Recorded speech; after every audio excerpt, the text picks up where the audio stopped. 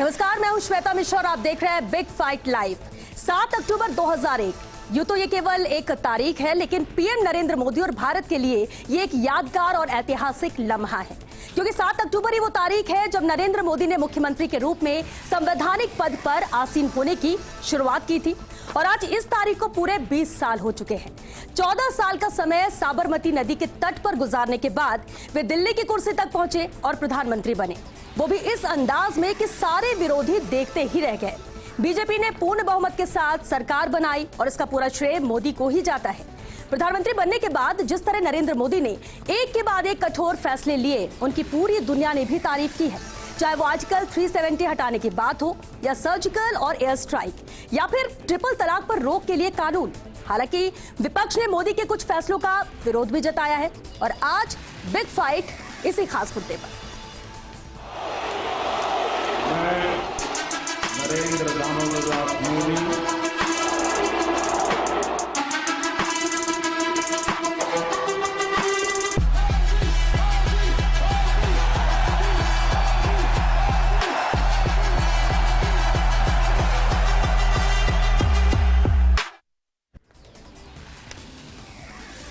तो कैसे रहे प्रधानमंत्री नरेंद्र मोदी के 20 साल, उनके फैसलों को कैसे देखते? एक बड़ा पैनल हमारे साथ मौजूद है। सबसे पहले उनसे रूबरू करा दें आपको। हमारे साथ अरुण चतुर्वेदी जी हैं, बीजेपी नेता और पूर्व मंत्री हैं। रफीक खान जी हमारे साथ हैं, कांग्रेस विधायक हैं। सुमित्रा चोपड़ा जी हमारे साथ लेफ्ट की नेता हैं। रामपाल जाट जी हमारे साथ हैं, किसान नेता हैं। Senior CA R S. Punia ji हमारे साथ हैं। इंडस्ट्रियलिस्ट सचिन खंडेलवाल जी हैं। अर्थशास्त्री चंद्र मेहता जी हमारे साथ इस चर्चा में शामिल हुए हैं। इसके अलावा राजनीतिक विश्लेषक देवेंद्र शास्त्री जी हैं। अध्यक्ष 40 से धीरेन्द्र सिंह राघव जी हमारे साथ हैं और साथ ही रक्षा विशेषज्ञ कर्नल देवानंद जी भी हमारे साथ इस पैनल में जुड़े हैं। एक बड़ा पैनल, खास पैनल हमारे साथ मौजूद है। चर्चा इसी पर, क्योंकि देखिए सबके मत अलग हो सकते हैं, फैसलों की कई तारीफ कर सकते हैं, तो कई ऐसे भी हैं जिन्होंने फैसलों पर सवाल उठाए। चर्चा इसी बात की कि आखिर ये 20 साल नरेंद्र मोदी के कैसे रहे प्रधानमंत्री के तौर पर, खासतौर से ये 7 साल, तो इस पर भी हम बात करेंगे। चर्चा शुरू करें उससे पहले चलिए एक नजर जरूर डालते हैं कि आखिर जो फैसले लिए गए, जिसमें सबसे अहम 370 है, जम्मू कश्मीर से 370 कानून हटने के बाद आखिर कैसे आजादी यहां पर मिली है। जम्मू कश्मीर से 5 अगस्त 2019 को आर्टिकल 370 यहां पर खत्म किया गया था। एक बड़ा फैसला प्रधानमंत्री नरेंद्र मोदी ने इसे लेकर लिया, जिसका इंतजार भी किया जा रहा था। 2 केंद्र शासित प्रदेश जम्मू कश्मीर और लद्दाख का यहां पर गठन किया गया, यानी कि 2 अलग अलग केंद्र शासित प्रदेश बनाए गए हैं। यह फैसला पीएम मोदी का था। स्थानीय निवासियों के लिए बनने के लिए नियमों में भी यहां पर संशोधन किया गया, बदलाव किए गए हैं, जो कि कहा भी जा रहा था कि यहां पर बदलाव होना चाहिए जब सभी राज्यों में अलग अलग कानून हैं, और जो कानून है तो फिर जम्मू कश्मीर में ये लागू क्यों नहीं होता। इसे लेकर भी फैसला प्रधानमंत्री नरेंद्र मोदी ने लिया। बाहरी लोगों को गैर कृषि योग्य जमीन खरीदने की यहां पर अनुमति मिली, जो कि पहले अनुमति नहीं थी।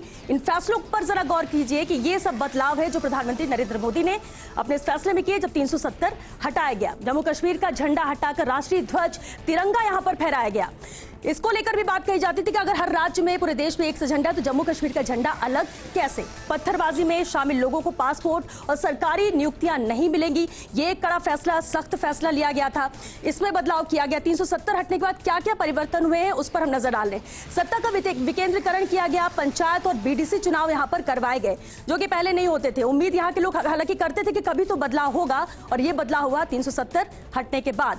तो कभी एक दूसरे के विरोधी रहे, यहां पर गुप्कार गठबंधन के तहत एकजुट नजर आए, जो कि कभी पहले अलग होते थे, विरोधी एक दूसरे के थे, लेकिन जब ये 370 हटाए गए तो इस मुद्दे को लेकर एकजुट हुए विपक्षी नेता भी। तो ये कई अहम फैसले हैं जो लिए गए हैं 370 से आजादी मिलने के बाद। और चलिए इसी पर ही हम जरा बात भी कर लेते हैं। अरुण जी, एक बड़ा फैसला, देखिए कई फैसले प्रधानमंत्री नरेंद्र मोदी ने लिए, लेकिन 370 बेहद अहम था। किस तरह से इस फैसले को आप देखते हैं? देखिए, देश की बहुत बड़ी आवश्यकता थी। आज़ादी के बाद इस देश में, जब आज़ादी उसके बाद देश में एक समझौता हुआ, जिस समझौते को देखो ने लगभग 70 साल से अधिक तक 73 साल तक भोगा निकल गए, जिसमें कभी भी किस देश में 2 संविधान, 2 झंडे, 2 प्रधान, ये कहीं नहीं देखे थे। हमने 2 प्रधान का विषय था, वो कुछ दिन पहले समाधान कर दिया था, लेकिन संविधान का ये हिस्सा कि आज भी वहाँ पर वहाँ की नागरिकता अलग होगी, ये सब नहीं होगी, इन सब विषयों पर लगातार चल रहा था। ये प्रधानमंत्री जी के नेतृत्व में, नरेंद्र मोदी जी के नेतृत्व में देश का ऐतिहासिक फैसला था, जिसको सारा देश बहुत लंबे समय से चाहता था परिवर्तन होना चाहिए। कश्मीर हमारे देश का इंटीग्रेटेड पार्ट बनना चाहिए, वो पार्ट बना। संशोधन हुआ 370 में, जो अधिकार दिया हुआ था कि वहाँ की नागरिकता होगी, यहाँ की अलग होगी, वहाँ का झंडा होगा, यहाँ का अलग होगा, प्रधान होगा, प्रधान अलग होगा, उन सबको लेकर के अब भारत का कोई भी नागरिक वहाँ जाकर के खेती के लिए जमीन खरीद सकता है, उद्योग के लिए खरीद सकता है। वहाँ की बेटी यहाँ अगर आती है तो उसको बहू माना जाएगा, और यहाँ की बेटी वहाँ जाती है तो उसको भी बहू माना जाएगा। वह नागरिकता का विषय नहीं होगा। पहले था कि पाकिस्तान की कोई बच्ची आती है तो उसको वहाँ तो नागरिकता मिल सकती है, लेकिन भारत के किसी हिस्से से जाती है नागरिकता नहीं मिलेगी। इन सब में संशोधन का रास्ता है। बिल्कुल, और इसलिए आज से एक बड़ा फैसला था जो इतने सालों से नहीं लिया गया, लेकिन अब जाकर प्रधानमंत्री नरेंद्र मोदी ने। रफीक जी, कांग्रेस लगातार इसका विरोध कर रही थी, क्या आपको नहीं लगता कि इतने परिवर्तन हुए वहां के लोगों के फायदे के लिए है, वो भी राज्य विकसित हो सके, बढ़ सके आगे बाकी राज्यों की तरह? अभी हमारे भारतीय जनता पार्टी के नेता, पूर्व मंत्री और प्रदेश अध्यक्ष रहे, आरएसएस के भी कार्यकर्ता रहे, इन्होंने कहा 2 झंडे। इनसे पूछो कि 66 साल तक क्यों आरएसएस के ऊपर झंडा लगा रहा, क्यों नहीं फहराया तिरंगा? इन्होंने किसने मना किया था तिरंगा फहराने के लिए? आरएसएस के कार्यालय पे पिछले 3 साल पहले तक कभी तिरंगा झंडा नहीं फहराने दिया इन्होंने कहा नहीं, हम अपना झंडा अलग रखेंगे। आज ये एक हिंदुस्तान की बात करते हैं, लेकिन देर आयत दुरुस्त आयत, आए तो सही लाइन पे। 370 की बात करी इन्होंने, बहुत अच्छा, लेकिन डेमोक्रेटिक ढंग से क्यों नहीं करी भाई? लोकतांत्रिक तरीके से क्यों नहीं करी? क्यों असेंबली में पास नहीं कराया? क्यों? एक तरफ तो आप कह रहे हो कि गवर्नर को पावर दे रहे हैं, और एक तरफ आप कह रहे हो कि गवर्नर रूलिंग हम मानेंगे नहीं। विरोध किस बात का, प्रक्रिया का या फिर इसे हटाया गया उसका? दोनों बातों का। जो चीज अनडेमोक्रेटिक लोकतांत्रिक तरीके से नहीं होती उसका हमेशा विरोध होगा। जैसे अभी आप देख रहे हो, अभी ताजा मुद्दा है, लोकतांत्रिक मूल्यों की हत्या कर दी इन्होंने लखीमपुर खीरी के अंदर। विरोध प्रदर्शन हो रहा है, आदमी खड़े हैं, किस बात का विरोध प्रदर्शन कर रहे हैं? किसानों के अगेंस्ट बिल है, कोई भी बिल आप ला रहे हो किसी भी आदमी। लेकिन अब अभी 370 पर बात करें कि स्पष्ट एक कमेंट स्पष्ट। हाँ। पीछे से जीप आती है, पीछे से गाड़ी आती है, सामने से नहीं आती है। कायराना पूर्ण रवैया है। रफीक जी 370 की बात, 370 ठीक है। वापस आपका रिएक्शन लेते हैं। कर्नल देवानंद जी, आपका रुख करना चाहेंगे सर। जब सेना की बात आती है, जम्मू कश्मीर की बात आती है, और जिस तरह से पत्थरबाजी बहुत कुछ पिछले कुछ सालों के पहले देखा गया, और पिछले 7 सालों को कैसे देखते हैं? जी, मैं सबसे पहले मोदी जी को बधाई देना चाहूंगा इस साहसपूर्ण कार्य के लिए जिन्होंने 370 हटाया, और भारतीय सैनिकों की, नागरिकों की जो लाखों की तादाद में हत्याएं हुई थी उग्रवादियों द्वारा, पाकिस्तान द्वारा, टुकड़े टुकड़े जो भी जिस तरह के लोग थे, मैं बधाई देना चाहूंगा। रही दूसरी बात, अभी मेरे मित्र कांग्रेस बीजेपी दोनों आपस में चर्चाएं कर रहे थे। सच्चाई ये है 370 एक अन्याय हो रहा था कश्मीर के लोगों के साथ, और मैं आपको बता दूं, सेना के नजरिए से उग्रवाद की जड़ अगर होती तो ये 370 इसको पनपा रहा था। आप देखिए 370 हटते ही कहां गए पत्थरबाज, कहां गए वो धरने, कहां गए वो कश्मीर बंद, कहां गए गोलीबारियां, सब गायब हो गई। यही मैं आपको एक बात और बताना चाहूंगा, 370 सेना के नजरिए से जिस प्रकार से बदलाव आया एक अलग मुद्दा है। इसके साथ साथ जो दोनों दिन साथियों ने भी चर्चा नहीं की, कश्मीर के अंदर 370 की आड़ में किसी भी सेंट्रल लॉ को एग्जीक्यूट करने की इजाजत नहीं थी। मैं आपको बता सकता हूं 25 लाख वहां मुसलमान गुर्जर बिरादरी के लोग रहते हैं, जो ट्राइबल्स हैं, उनको एसटी आरक्षण 1991 के अंदर सेंट्रल गवर्नमेंट ने दिया था। इनसे कोई पूछेगा कि 30 साल तक 25 लाख लोगों के साथ आपने अन्याय की पटकथा लिखते रहे, और आज जब उनको हक मिला है तो आप देखिए कश्मीर बदल रहा है। मैं ऐसा मानता हूं, बिल्कुल कश्मीर बदल रहा है जिस तरह से कर्नल देवानंद जी कह रहे हैं, लेकिन एक अहम कमेंट इस पर सुमित्रा जी जरूर चाहेंगे। बदलाव हुआ है, अच्छे के लिए हुआ, फिर विरोध किस बात का जो लोग विरोध कर रहे हैं? देखिए, इस बदलाव का भी विरोध है लेफ्ट पार्टीज के द्वारा, और बदलाव की प्रक्रिया का भी विरोध है। जिस तरीके से संविधान की धज्जियां उड़ाते हुए, जब विधानसभा वहां पर चुनी हुई गवर्नमेंट वहां पर है और डेमोक्रेटिक वे में चुनी गई गवर्नमेंट है, वहां ये प्रस्ताव क्यों नहीं लेकर के आए? वहां प्रस्ताव पास होना चाहिए था। जिस एक नाटकीय ढंग से किया गया, सारे देश के अंदर, पूरे देश में, पूरे प्रांत के अंदर इतना एक भय का माहौल पैदा कर दिया। सेना उतार रहे हैं वहां पे, ये कर रहे हैं, धारा 144 लगा दी, सारे विपक्ष को गिरफ्तार। अगर सही कर रहे थे भैया तो क्या जरूरत थी ये सब नाटक करने की? क्यों विपक्ष को गिरफ्तार किया? सारे विपक्षी नेताओं को नजरबंद कर दिया, जेल में ठूंस दिया, किसी को सांस तक लेने की इन्होंने परमिशन नहीं दी, और कह रहे हैं कि बहुत अच्छा किया, और इतना अफवाह फैलाई कि अब जम्मू कश्मीर हमारा हो गया। जम्मू कश्मीर तो इंडिया का ही था, जम्मू कश्मीर तो भारत का ही अभिन्न अंग था। कुछ उनको विशेष अधिकार मिले हुए थे जो नॉर्थ ईस्ट के अंदर भी बहुत सारे स्टेट्स को मिले हुए हैं। क्यों नहीं भारतीय जनता पार्टी और केंद्र की सरकार उन सारी चीजों को जनता के सामने रखती है? प्रक्रिया पर ही विरोध है सबसे, और जो किया उस पर भी विरोध है। 35 से हटा करके जो स्थानीय लोगों के अधिकार थे उन सारे अधिकारों का हनन किया है और ये बिल्कुल गलत किया है। 370 का कानून दूसरी स्टेट्स में भी है और 20 साल की अपन बात कर रहे हैं। नरेंद्र मोदी जी के 20 साल के लिए आपने अभी कसीदे करे हैं। 20 साल में 20 काम नहीं गिना पाएंगे मेरे साथी।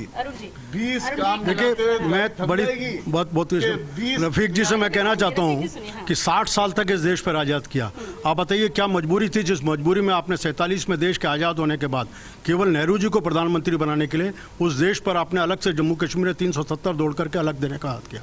उसके बाद देश के जितने कानून बने उन सब कानूनों को आपने देश में, आपने सारे देश में सारे देश में परिसीमन होता है विधानसभाओं का, लोकसभा का। केवल आपने जम्मू कश्मीर में परिसीमन लागू नहीं किया। अनुसूचित जाति जनजाति का आरक्षण सारे अधिकार तो मिला ना। देखिए अधिकार तो मिला है ना, ये मानेंगे, ठीक है। लेकिन जो नहीं होता था पहले उसके बाद अब हो रहा है, बदलाव देखने को मिल रहा है, पत्थरबाजी की घटनाएं नहीं हो रही। इन सब चीजों, चलिए कुछ चीजें मान सकते हैं कि आपको लग रहा है कि नहीं होना चाहिए था या तरीका गलत है, प्रक्रिया गलत है, लेकिन बेहतर भी तो होगा। जी हाँ, मेरी गुजारिश है हमारे देश की पॉलिटी से कि ये हर चीज को राजनीतिक चश्मे से देखना कब बंद करेंगे। अब पहली बात यह है कि ये 35A का मैं आपको बताना चाहूंगा, इसकी आड़ में जिस प्रकार पाकिस्तान और देश के द्रोही लोग इसको जब इंप्लीमेंट किया तो 1947 में हमारा देश के टुकड़े हुए, पर इसको इंप्लीमेंट करते हैं 1954 के अंदर अप्लाई करते हैं और 10 साल पहले से कानून लागू करते हैं। वहां सैनिकों को हक नहीं थे वहां पर जमीन खरीदने के। वहां के ऊपर जो वहां के नागरिक थे, गुरखा रेजिमेंट्स, जो लोग पिछले 200 वर्षों से महाराजा के कहने से थे, वो वहां के नागरिक नहीं थे। वाल्मीकि लोग जो पंजाब से 1930 के दशक में वाले जाए गए, उनके बच्चों को पीएचडी करने के बाद वहां को नौकरियां नहीं दी जाती थी। ये तो 35A को मैं गुजारिश करूंगा इस देश से, इस देश की पॉलिटी से कि please stop now narrating this narrative.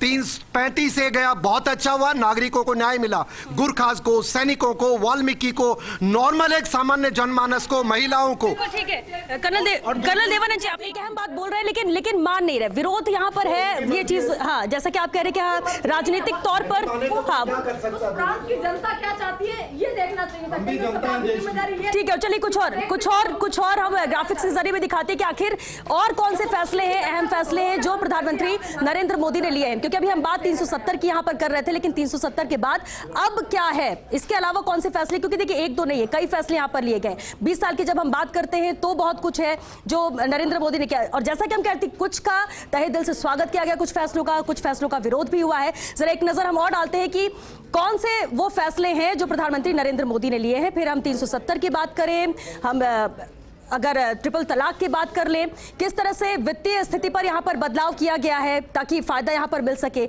और क्या वाकई में इन फायदों से खुश है। सबसे अहम बात, आतंकिस्तान को किस तरह से मुंहतोड़ जवाब दिया गया है, उस पर भी फैसले लिए गए। नापाक हरकतों को मुंहतोड़ जवाब देने का दमदार आगाज किया प्रधानमंत्री नरेंद्र मोदी ने। आतंकियों को शरण को मुंहतोड़ जवाब देने का यहाँ पर दमदार फैसला लिया गया है। नापाक हरकतों को किस तरह से रोका जाए, किस तरह से आतंक को खत्म किया जाए, न सिर्फ देश में बल्कि अंतर्राष्ट्रीय स्तर पर भी इसे लेकर सवाल यहां पर उठाए गए थे। तो ये कुछ अहम फैसले हैं जो लिए गए। सर्जिकल स्ट्राइक यहां पर की गई। 18 सितंबर 2016 की बात करें तो उरी सेक्टर में भी यहां पर हमले का जवाब दिया गया। 29 सितंबर 2016 को उरी सेक्टर में हमला किया गया था और इसका बदला भी भारत ने लिया, यानी हिंदुस्तान ने लिया है। तो ये कुछ अहम फैसले लिए गए। देखिए, और ये भी आसान नहीं था, बात यही की जाती है। अगर हम 29 सितंबर 2016 की बात कर ले तो सेना ने पीओके पर सर्जिकल स्ट्राइक यहां पर की थी। सर्जिकल स्ट्राइक की गई, पूरे देश को पता चला, हालांकि इसे लेकर कई बार सबूत भी मांगे गए, सब कुछ कहा गया। यह भी कहा गया कि कोई पहली बार सर्जिकल स्ट्राइक नहीं की गई है, पहले भी यहां पर होती रही है, लेकिन लोगों तक इसकी जानकारी नहीं पहुंची और इसलिए भी कहीं ना कहीं सवाल उठे। 7 आतंकी शिविर यहां पर ध्वस्त किए गए हैं। 40 से ज्यादा आतंकियों को इस दौरान मार गिराया गया है।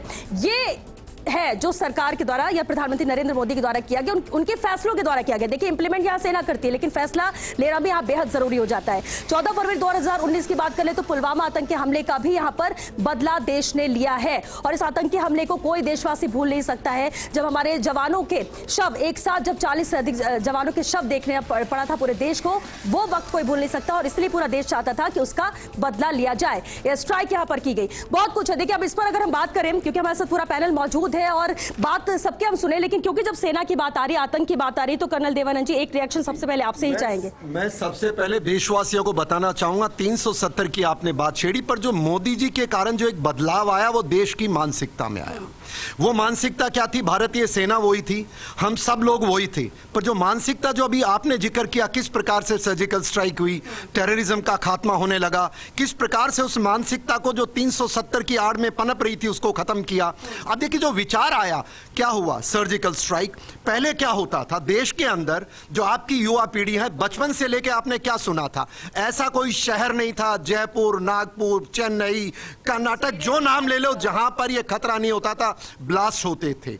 पर जो सबसे बड़ा बदलाव आया 2014 मोदी जी के आने के बाद, आज के दिन, क्योंकि zero tolerance for terrorism actually किया उन्होंने सेना को, सिक्योरिटी फोर्सेस को एक क्लियर मैसेज दिया कि आप लोग हमारे सिक्योरिटी के एक विंग हैं, please take care of security. सेना वैसी ही थी, आप देखिए उग्रवादी आते थे, हमला करके चले, हम लोग क्या कहते थे? यही तो मैं देश की पॉलिटी से रिक्वेस्ट कर रहा हूं कि प्लीज रियलाइज, ये कहते थे हम देखेंगे, देख रहे हैं, कल बात करेंगे, और इनके आते ही क्या हुआ? हाँ। इनके आते ही मोदी जी ने सेना को खुली छूट दी और हमने ठोकना शुरू किया। उड़ी, बालाकोट, और तो और गलवान में देखिए, चीन जो आता था हर बार क्या कहते थे? चीन आ गया है, 2 किलोमीटर आ गया, हम बात करेंगे, हम पीस चाहते हैं। What bloody nonsense peace? Action लेने की जरूरत है, बोल दिया गया। मोदी जी ने इजाजत दी, और गलवान में पूरे देश ने देखा किस तरह चीन की गर्दन मरोड़ करके देवेंद्र शास्त्री जी, देवेंद्र शास्त्री जी, ठीक है, देवेंद्र शास्त्री जी, राजनीतिक विश्लेषक, एक मिनट, बिल्कुल देखिए, आपने अपनी बात रखी, ठीक है, वापस आपके पास आएंगे, रिएक्शन लेंगे, ठीक है। देवेंद्र शास्त्री ठीक है, सुनिए, ठीक है। आतंक के खात्मे को लेकर सरकारें कोशिशें लगातार करती हैं, लेकिन अभी पिछले कुछ सालों के बाद जिस हम जिक्र कर रहे हैं, आप मानते हैं कि हाँ कुछ अलग हुआ है? नहीं, डेफिनेटली देखिए, जो 20 साल का इतिहास आप अगर मोदी जी का देखेंगे, तो गुजरात में जो अचीवमेंट है वो तो अब सबके सामने है कि वहाँ पर किस तरह की राजनीति की गई और किस तरह का डेवलपमेंट हुआ, उसके बारे में तो कोई विवाद ही नहीं है कि गुजरात का जो कुछ भी मॉडल है वो मॉडल अब नेशनल लेवल पे लाया गया और नरेंद्र मोदी जी के साथ आया। वो 370 के बारे में नो डाउट कि 370 एक कॉम्प्लिकेटेड इशू था जिसको एक चुटकी में सॉल्व किया गया, लेकिन बेसिक बात यह है कि क्या उससे देश के आम नागरिक की माली हालत सुधरी या बिगड़ गई, या हम लोग भूखे नंगे होते जा रहे हैं या हम लोग समृद्धि की तरफ जा रहे हैं, ये देखना बहुत ज़रूरी है। अभी हमारे आर्मी के साथी जो आतंकवाद को लेकर के और पाकिस्तान को लेकर के और ये बहुत सारे अचीवमेंट गिना रहे हैं, लेकिन मैं ये कह रहा हूँ कि 370 को और आतंकवाद को और पाकिस्तान को, तीनों को एक तरफ कीजिए, और जो चाइना के बॉर्डर पे जिस तरह की हिंदुस्तान की तौहीन हुई है और जिस तरह से उन्होंने कब्जा किया है, उसके बारे में तो सरकार बोल नहीं सकती है आज के दिन। ये यहाँ पर बैठ करके बोल लेंगे, लेकिन सरकार के एक चू नहीं निकल सकती है। तो वो मैं ये मानता हूँ कि 370 का अचीवमेंट है, लेकिन वहाँ हो सकता है कि कश्मीर की स्थितियाँ बदलें, लेकिन पूरे देश की माली हालत पे उसका कोई असर नहीं होने वाला है। और दूसरी बात ये जो और 2 अचीवमेंट गिनाए जाते हैं कि ट्रिपल तलाक, अब भाई आम आदमी को क्या लेना देना ट्रिपल तलाक से? और लेकिन देवेंद्र जी एक सुनिए नहीं, बिल्कुल देवेंद्र शास्त्री जी, हर फैसला सुनिए, हर कुछ अहम फैसले होते हैं, देखिए कुछ अहम फैसले होते हैं जो पर्टिकुलर एक वर्ग के लिए होते हैं। अगर 370 की बात करते तो वो जम्मू कश्मीर के लिए हम बात करेंगे, अगर हम ट्रिपल तलाक की बात करते तो मुस्लिम महिलाओं के लिए बात करेंगे, तो ये तो मानेंगे ना। हाँ, लेकिन कुछ ठीक है, देश को कि 370 का इन्होंने फैसला सुमित्रा जी, वो बहुत अच्छा किया। सुमित्रा जी, आतंक के खात्मे को लेकर क्या कहें? आतंक के खात्मे की बात ये कर रहे हैं, क्या सहरा अपने सिर पर बांध रहे हैं कि आतंक हमने खत्म कर दिया। पहले आतंक के खिलाफ लड़ाई नहीं हो रही थी क्या? आतंक के खिलाफ सेना भी लड़ रही थी, आतंक के खिलाफ देश की जनता भी लड़ रही थी। और लेकिन लोगों को पता नहीं चलता था क्या है। चाला पता नहीं कौन से, ये झूठ बोलना बंद कर दीजिए, ये झूठ बोलना बंद कर दीजिए, ये झूठ बोलना बंद कर दीजिए कि भारत तेरे टुकड़े को पता नहीं किसका लेकर के आए हैं। ये इसी तरह के झूठ बोल करके, इसी तरह के झूठ बोल करके सुमित्रा जी, जनता को गुमराह किया है। ऐसे हुआ भी तो है ये, हुआ भी देश की जनता को गुमराह किया है, कभी कोई नहीं बोला। तो 20 साल का वक्त हो चुका है और अब इन 20 सालों पर हम चर्चा करें, खासतौर से वो 7 साल प्रधानमंत्री रहते हुए जो बड़े फैसले प्रधानमंत्री नरेंद्र मोदी ने लिए। कई अहम मुद्दे हैं, लेकिन एक अहम मुद्दा आर्थिक नीति को लेकर भी है कि क्या वो ट्रैक पर रही, क्या उसे लेकर फैसले लिए गए। काले धन की बात हो, भ्रष्टाचार के खिलाफ नोटबंदी, जीएसटी जैसे भी कठोर फैसले यहाँ पर प्रधानमंत्री नरेंद्र मोदी ने लिए। ये पिछले कार्यकाल की हम बात करें, 8 नवंबर 2016 को रात 8 बजे पीएम मोदी ने ऐलान किया डिमोनेटाइजेशन का, यानी नोटबंदी का ऐलान प्रधानमंत्री नरेंद्र मोदी ने किया। वो तारीख भी सभी को याद होगी, 8 नवंबर 2016। 500 और 1000 रुपए के नोट को प्रचलन से बाहर किया गया, नोटबंदी का ऐलान किया गया रात 8 बजे। और उसके बाद से किस तरह से अलग अलग विचार भी सामने आए। काले धन पर अंकुश और जाली मुद्रा पर नियंत्रण के लिए यह फैसला लिया गया। ये बात रखी गई कि ये फैसले की वजह क्या थी। टैक्स चोरी की बात हो, आतंकवादी गतिविधियों पर रोक की बात हो, इसे लेकर भी कवायद यहां पर की गई और 1 जुलाई 2017 से लागू की गई एक देश एक कर प्रणाली, यानी जीएसटी को लागू किया गया। तो ये अहम फैसले लिए गए हैं, जहां जीएसटी की बात हो, नोटबंदी की बात हो। और चलिए इसी पर बात करते हैं, क्योंकि जब आर्थिक नीति की बात हो तो अर्थशास्त्री चंद्र मेहता जी हमारे साथ हैं। चंद्र मेहता जी, सबसे अहम देखिए, जब देश की अर्थव्यवस्था की बात आती है उसमें फैसले बहुत अहम हो जाते हैं। नोटबंदी, जीएसटी जैसे फैसलों को कैसे देखते हैं? बिल्कुल इस देश के हितों के अंदर लिए गए फैसले हैं ये, और इसी का परिणाम है आज के जीएसटी से हम प्रति माह 1,15,000 करोड़ रुपया प्राप्त कर रहे हैं। ये एक बहुत बड़ा अचीवमेंट है। मोदी के कार्यकाल को अगर इसका विश्लेषण किया जाए तो जो 12 साल गुजरात के हैं उसने 20 साल पहले के सारे रिकॉर्ड तोड़े हैं। The rate of growth in Gujarat was more than 9%, जबकि कंट्री की ग्रोथ रेट थी 4.8%। Agriculture growth in Gujarat was 6.8% during Modi regime. उससे पहले के जो 10 साल हैं उसके अंदर 2.8% ग्रोथ थी एग्रीकल्चर की। और जहाँ कंट्री की बात की जाए तो कंट्री के मुकाबले में भी गुजरात का जो दृष्टिकोण था वो बिल्कुल साफ था। और मोदी के इस रिजीम में जो 7 साल का रिजीम है, इसमें भी आप देखें तो पहले 6 से 5 साल के अंदर हमारी एवरेज रेट ऑफ ग्रोथ रही है 8%, उसमें 9% भी रही है एक बार। उससे पहले जब इसको विरासत में मिली है 4.8% की ग्रोथ। जहां तक एग्रीकल्चर का सवाल है, एग्रीकल्चर में भी 8% की ग्रोथ अचीव की और ओवरऑल इसकी एवरेज ग्रोथ है वो 6% रही है। यानी वित्तीय स्थिति आप कह रहे हैं कि बेहतर ही हुई है, बेहतर ही हुई है। ठीक है सचिन, ठीक है, चलिए वो आप मान रहे हैं। सचिन जी बिल्कुल लौटेंगे सर, आपसे भी रिएक्शन लेंगे। सचिन जी एक इंडस्ट्रियलिस्ट होने के नाते, इंडस्ट्रीज के तौर पर क्या आप मानते हैं कि ये भी ग्रोथ है? सी हम आज की डेट में हम न्यू एज इकोनॉमी में बात कर रहे हैं और इसका एक सबसे पहले अगर हम थोड़ा सा हिस्ट्री में चले जाएं तो डॉक्टर मनमोहन सिंह जी जो रिफॉर्म्स लेके आए थे, आई थिंक आज तक हम उसको कितना भी उसके बारे में शुक्रिया अदा कर लें वो कम ही रहेगा। उस रिफॉर्म्स के बाद में जो ग्लोबलाइजेशन लिबराइजेशन शुरू हुआ, अब यहाँ पर आने के बाद में मोदी जी के आने के बाद में, या मैं किसी पॉलिटिकल पार्टी के लिए किसी फेवर में बात नहीं करता, पर एक ही आप देखें कि आज चाइना की पॉपुलेशन इंडिया से ज़्यादा है, लेकिन इंडिया डिजिटल पेमेंट में चाइना से ज़्यादा है। हम 1.6 टाइम्स हम डिजिटल पेमेंट्स में चाइना से एक्सीड कर रहे हैं और हम 12 टाइम्स डिजिटल ट्रांजैक्शंस में हम यूएस से एक्सीड करते हैं। ये कोई मैजिक नहीं है जो एक दिन में हो गया। ये स्टार्टअप्स में आप देखें, एफडीआई इनफ्लो इंडिया में बढ़ रहा है, ग्रोथ हुई है, और ईज ऑफ डूइंग बिजनेस में अगर हमारी वर्ल्ड वाइड रैंकिंग ऊपर हुई है। यानी इन फैसलों से आप कह रहे हैं कि सकारात्मक रहे ये फैसले? सी एज एन आज आप देखें स्टार्टअप कम्युनिटी में देखें, चाहे वो किसी भी स्टेट में हो, मैं इसके बारे में नहीं कह रहा, स्टेट में हो, स्टेट गवर्नमेंट का बहुत बड़ा रोल है उसमें, सेंट्रल गवर्नमेंट का बहुत बड़ा रोल है और पॉलिसीज का बहुत बड़ा रोल है। आज एंटरप्रेन्योरशिप को पहले कोई बोलता था कि आप क्या करते हैं, सर मैं बिजनेस करता हूं, तो उसको नीची नजरों से देखा जाता था। आज कोई बोलता है कि क्या कर रहा है, सर मैं एंटरप्रेन्योर हूं या स्टार्टअप हूं, तो उसका नजरिया लोगों को देखने का एक अलग होता है। जी आर एस पुनिया जी, बेहद है। में देखिए, जब टैक्सेशन की बात होती है सबकी नजरें होती है, जीएसटी, नोटबंदी, काले धन की वापसी हो, बहुत सारे वादे किए गए और बहुत सारे कड़े फैसले लिए गए। सीए के तौर पर कैसे हैं फैसले? श्वेता जी, एक ऐसा फैसला मोदी जी ने लिया है 13 अगस्त 2020 को, जिसकी नॉर्मली चर्चा नहीं होती। मैं सबसे पहले उस फैसले की बात करूंगा। इनकम टैक्स डिपार्टमेंट में एक बहुत बड़ा रिफॉर्म किया है और मैं उसका एक पीड़ित कह दो या भुक्तभोगी हूँ। मेरी कम से कम 10 से 15 लाख रुपए रेवेन्यू उस फैसले से रिड्यूस हो गई, क्योंकि मैं पर्टिकुलरली इनकम टैक्स के लिटिगेशन में प्रैक्टिस करता हूँ।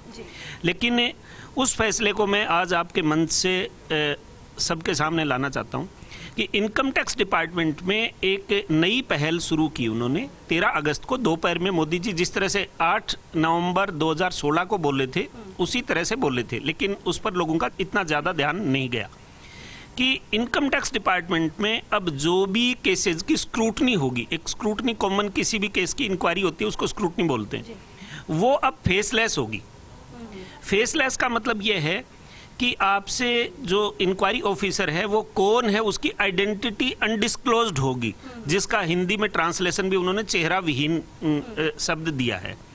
और उसकी वजह से इनकम टैक्स डिपार्टमेंट का 90% करप्शन खत्म हो गया, नहीं हुआ तो मोर और लेस हो जाएगा।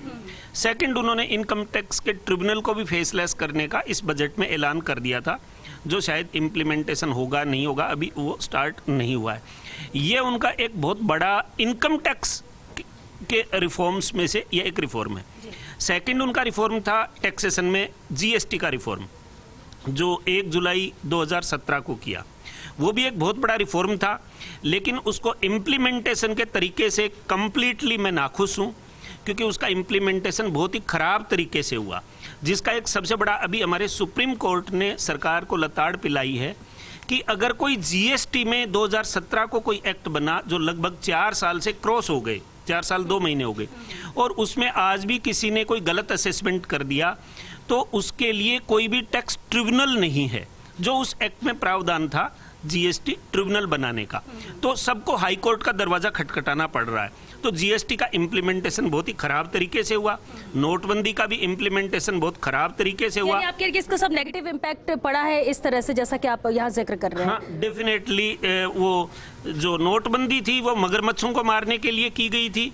हो सकता है थोड़े बहुत मगरमच्छ भी मरे हों, लेकिन उससे मछलियों को बहुत भारी नुकसान हुआ है। बिल्कुल। और लेकिन चंद्र मेहता जी से लेकर मानने एक कमेंट इस पर जरूर धीरेन्द्र जी। जी, मेरा ये मानना है कि मजबूत देश के लिए मजबूत नेतृत्व होना जरूरी है, जो माननीय मोदी जी ने पिछले 8 सालों में इस देश को और एक विश्व में भारत की जो छवि थी उसको सुधारा है। पहले पूरे वैश्विक तौर पे भारत को लोग दया की भावना से देखते थे। जब हम वर्ल्ड टूर पे जाया करते थे, जब विदेशों में जाया करते थे, कहाँ से आए हो इंडिया से, तो लोग एक दया की भावना से देखते थे। आज पूरे वैश्विक तौर पर मोदी जी ने पूरी दुनिया को ये बताया है कि भारत एक युवाओं का देश है, एक मजबूत देश है। रही बात अर्थव्यवस्था की, मैं मानता हूँ अर्थव्यवस्था में भारत सरकार पिछड़ी रही है। पिछली सरकारों के मुकाबले भारत सरकार के अर्थशास्त्री फैसले सही नहीं थे, लेकिन उनको लेने का जो उनका निर्णय था, उनकी भावना थी, वो प्योर। व्यापारी खुश हैं? व्यापारी खुश नहीं है। व्यापारी इस बात से खुश है कि साथी देशों में जो चल रहा है, अटैच हमारे जो देश है उनमें जो चल रहा है, उनको देखते हुए व्यापारी नहीं पूरी दुनिया खुश है कि हमें कम से कम सुरक्षित, हम सुरक्षित हाथों में तो है। लेकिन सुनिए, दूसरे में को दिखाते हुए खुश होने से ज्यादा खुशी होती है जब खुद को फायदा होता है। तो क्या व्यापारी वाकई में खुश है कि ये फैसले लिए गए और दूसरे देशों में जो स्थिति पहले होती थी वो नहीं है, या अपना नुकसान? क्योंकि व्यापारी तो कई बार, अगर बहुत सारे फैसलों की बात कर ले, कहते हैं सीधे तौर पर प्रभाव उन्हीं पर पड़ा है। कैसे बात से मैं पूर्णतः सहमत हूँ, व्यापारी खुश नहीं है, और व्यापारियों के लिए जो नीतियां बनाई गई है वो भी इतनी जटिल और वो हो गई है कि उनसे व्यापारियों को बहुत नुकसान हो रहा है। ठीक है धीरेन्द्र जी, बिल्कुल जैसा कि वो बोल रहे हैं कि नुकसान भी हुआ है, कई से मान रहे हैं कि फैसले लेने की जरूरत थी, कई बार कड़वे घूंट पीने पड़ते हैं, दोनों तरह की बातें हैं। बिल्कुल मोदी मॉडल पर हम इससे पहले बात करें, और रफीक जी कुछ कहना चाह रहे हैं। एक बार मोदी मॉडल के भी ग्राफिक्स हम जरूर देखेंगे कि आखिर मोदी मॉडल में क्या कुछ रहा है, किस तरह से फैसले लिए गए हैं। खासतौर से अगर बात करें, गुजरात में मुख्यमंत्री रहते हुए नरेंद्र मोदी ने यहाँ खुद को साबित किया था। शुरुआत तौर से हम बात कर रहे हैं, नरेंद्र मोदी ने गुजरात में लगातार 3 सरकारों का नेतृत्व यहाँ पर किया, और इसके बाद प्रधानमंत्री के तौर पर उन्होंने जिम्मेदारी संभाली। केंद्र में कांग्रेस के दबदबे को चुनौती देने का मजबूत आधार भी प्रधानमंत्री नरेंद्र मोदी ने बनाया। इसके अलावा बात करें तो वाइब्रेंट गुजरात इन्वेस्टर समिट जैसे आयोजन कर उन्होंने मिसाल पेश की है। शुरुआत वहां से हुई थी और यही वजह है कि अभी जिस तरह से जिक्र भी हो रहा था कि किस तरह से गुजरात ने ज्यादा ग्रोथ की। 2014 में मोदी के नेतृत्व में बीजेपी ने बहुमत से बनाई है केंद्र सरकार में, अपनी सरकार बनाई यहां पर 2014 में। जनधन, मुद्रा, जन सुरक्षा, उज्ज्वला योजना हो, भीम यूपीआई या पीएम आवास योजना हो, ये आम जन के लिए योजना लेकर आए प्रधानमंत्री नरेंद्र मोदी। यानी कुछ बड़े मॉडल हैं ये, मोदी मॉडल, विकास के मोदी मॉडल हैं। सौभाग्य, आयुष्मान भारत, पीएम किसान सम्मान निधि जैसी योजनाएं हैं जिनको लॉन्च किया प्रधानमंत्री ने, और इन योजनाओं से नीचे तबके के गरीब लोगों को कुछ राहत मिली है। कोरोना काल में भी देश में पूर्ण लॉकडाउन कर महामारी जैसे फैसले, महामारी को फैलने से रोकने के लिए जो फैसला लिया गया, हालांकि बड़ा कड़ा फैसला था, सख्त फैसला था, लेकिन जरूरत बन चुकी थी। वहीं स्वच्छ भारत जैसा अभियान चलाकर देशवासियों को सफाई का महत्व भी बताया प्रधानमंत्री नरेंद्र मोदी ने। तो ये कुछ अहम विकास के मोदी मॉडल हैं जिस पर अगर बात की जाए तो आम जन भी मानती है कि हाँ ये बेहद अहम था। लेकिन सबसे अहम, देखिए अभी एक हमारे बीच में मेहमान मौजूद है, बिल्कुल रामपाल जाट जी हमारे बीच में हैं, किसान नेता है। रामपाल जी, किसानों की बात करें, मुद्दा बहुत ज़्यादा गरमाया हुआ है, लेकिन अगर हम जब प्रधानमंत्री नरेंद्र मोदी के फैसलों की बात करते हैं या उनके मॉडल की बात करते हैं, किसान कहाँ पर फिट बैठता है? श्वेता, हम तो पीड़ित हैं। पीड़ित इसलिए हैं कि जो हम पैदा करते हैं उसके दाम नहीं मिलते। जो संविधान में लिखा है कि जो श्रम करेगा उसको मूल्य मिलेगा, वो संविधान सम्मत मूल्य भी हमको नहीं मिलता। और ये जो स्थिति है एक उपज की नहीं, लगभग सब उपजों में है। और दो उपज ऐसी है, दो प्रकार की, दलहन और तिलहन, जिनका हम आयात करते हैं। एक वर्ष में 1,28,000 करोड़ रुपए हम विदेशी मुद्रा पे खर्च कर देते हैं, और दालें भी मंगाते हैं, तेल भी मंगाते हैं। हमारा देश का जो दलहन और तिलहन उत्पादक है वो घाटे में जा रहा है। तो ये जो घाटा है उसको पाटने के लिए जो एफर्ट्स करने चाहिए थे उसको उल्टे एफर्ट्स किए। जैसे एक योजना का आपको उदाहरण देता हूँ। एक योजना का नाम है प्रधानमंत्री अन्नदाता आय संरक्षण योजना। यह है 2018 की। नाम बहुत बढ़िया है, हम भी बहुत खुश हुए कि क्या बढ़िया योजना है, कम से कम अन्नदाता के संरक्षण के लिए कोई योजना तो आई। लेकिन जब उसको पढ़ा, उसका इम्प्लीमेंटेशन देखा, तो उसका इम्प्लीमेंटेशन है एमएसपी जो दलहन और तिलहन की है 75% कुल उत्पादन में से उसकी समाप्त कर दी एमएसपी। इन्होंने रोक लगा दी 2018 में कि दलहन और तिलहन की उपज, इनकी जो खरीद होगी वो कुल उत्पादन में से 25% से ज्यादा नहीं हो सकती। तो आपने 75% उपजों को न्यूनतम समर्थन मूल्य की परिधि से बाहर करके उसको किसान को उसकी मेहनत के दामों से वंचित करने का काम करते हैं। और रामपाल जी, एक अहम बात ये भी है कि देखिए किसान प्रायोरिटी में है सरकार की, किसानों के हित में फैसले लिए जाते हैं, ये वो कहते हैं।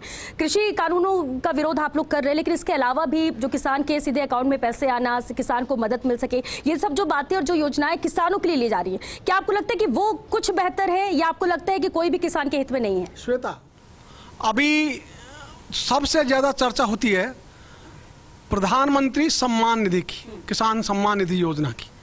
एक वर्ष में 6,000 रुपए, एक महीने में 500 रुपए, एक व्यक्ति को 100 रुपए, एक दिन में 33 रुपए, 3 रुपए 33 पैसे।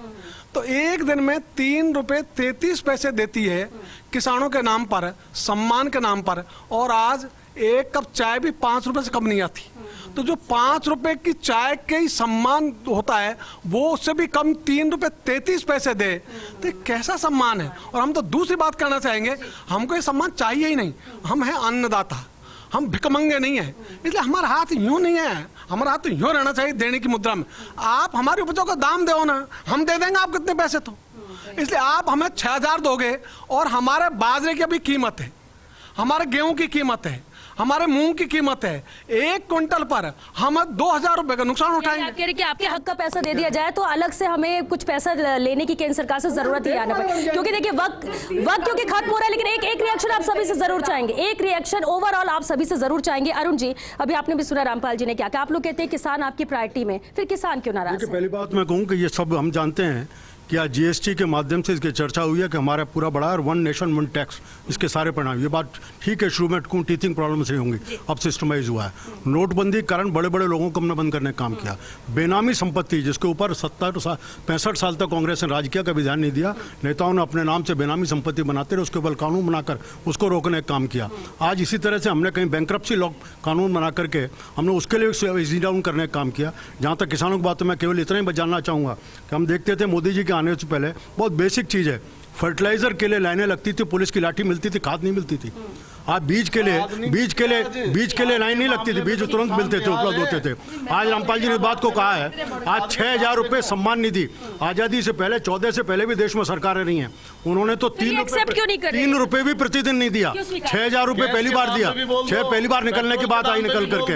आज उन सबको लेकर के किसान को पहली बार मैं देख रहा हूँ कि जिसको सरसों को आज 8,000 रुपये में सरसों बिक रही है, ये किसान कहता है कि हम तो कभी 3,000 ज्यादा नहीं देखे, 8,000 बिक रही है। हम मांग कर रहे हैं, रफीक साहब बैठे यहाँ पर, जो 1300 में राजस्थान में बाजरा बिक रहा है, 2200-2250 रुपए केंद्र ने। अरुण जी बिल्कुल ये वही बात है कि अगर किसानों के लिए किया जाए तो किसान भी खुश रहे। रफीक जी ओवरऑल, क्योंकि महंगाई को लेकर कांग्रेस का भी हल्ला बोल रहा है। मोदी जी के 20 साल में 20 काम नहीं गिना सके हैं। 1 घंटे की डिबेट होगी है, मैंने आते ही अरुण जी को चैलेंज किया था, लेकिन पूरा वक्त नहीं मिला ना उन्हें। आप वक्त अभी दे दो इनको, मेरा वक्त भी दे दो, अगर 20 काम गिना दे तो ये नेशनल, मैं एक चीज गिना दूंगा। रेल बेच रहे हो, रेल बेच रहे हो, आपने बनाया क्या?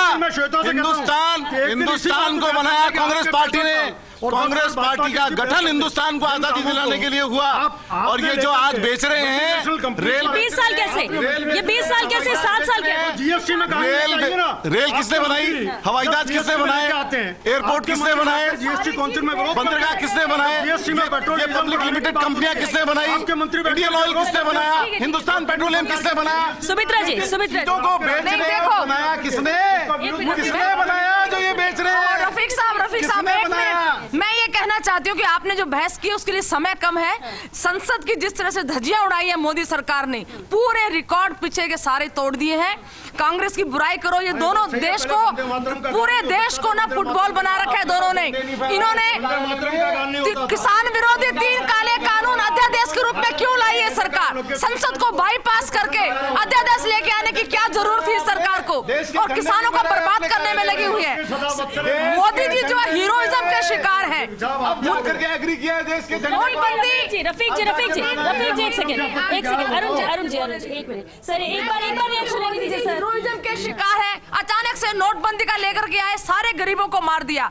क्या गिना रहे हैं? आज देश के अंदर सबसे ज्यादा भूखमरी है, सबसे ज्यादा बेरोजगारी आज देश के अंदर। रामपाल जी उम्मीद क्या कर रहे हैं? चलिए आपने कहा कि बहुत फैसले लिए गए, लेकिन किसानों का नहीं सोच रहे हैं कि सरकार कह रही किसान के हित में वो फैसले लिए। क्या उम्मीद करते हैं, क्या कहना चाहेंगे?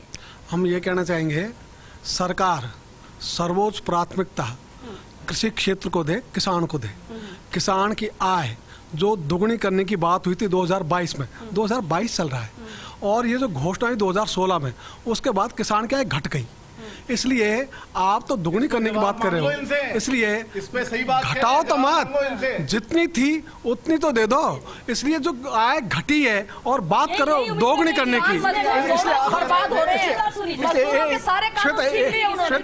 एक बात और मैं कह रहा हूँ, 2018 में यूरिया के लिए किसानों की लाइन लगी, डंडे पड़े, और अभी 2022 में डीएपी नहीं मिल रहा, इसलिए 21 में, तो 21 में डीएपी नहीं मिल रहा, तो अभी डीएपी से भी हम वंचित है। जो हम खेती बहुत सारी उम्मीदें, आप कह रहे हैं बहुत सारी चीजें जिसको ट्रैक पे लानी जरूरत। पुनिया जी, सारी चीजों का निजीकरण। श्वेता जी, मोदी जी फैसला पहले लेते हैं लेकिन सोचते बाद में हैं, और इसलिए उसके साइड इफेक्ट बहुत ज़्यादा होते हैं। और किसी भी फैसले में जो एक माइनॉरिटी कम्युनिटी, माइनॉरिटी से मेरा यहाँ पर रिलीजियस माइनॉरिटी नहीं है, कोई बिजनेस में भी जो हल्ला मचाने वाले होते हैं उनके तो रिफॉर्म हो जाते हैं वापस, उनके लिए एक्सेप्शन डल जाते हैं, और जो एक छोटा कोई भी वर्ग बच जाता है ना, वो फिर पिस जाते हैं। उनके लिए कोई भी आवाज़ उठाने वाला नहीं है, न ओपोजिशन उनकी आवाज़ उठा सकता, और उनको हाई कोर्ट्स में अपनी रिटर्न डालनी पड़ती हैं।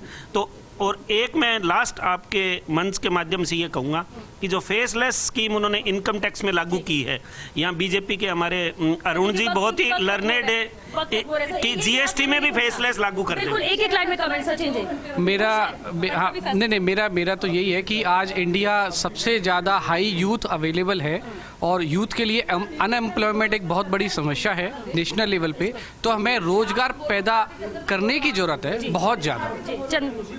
देश में बहुत कुछ काम हो रहे हैं और 1.5 साल हमारा कोरोना के कारण खराब हुआ है, इसमें कोई दो राय नहीं है।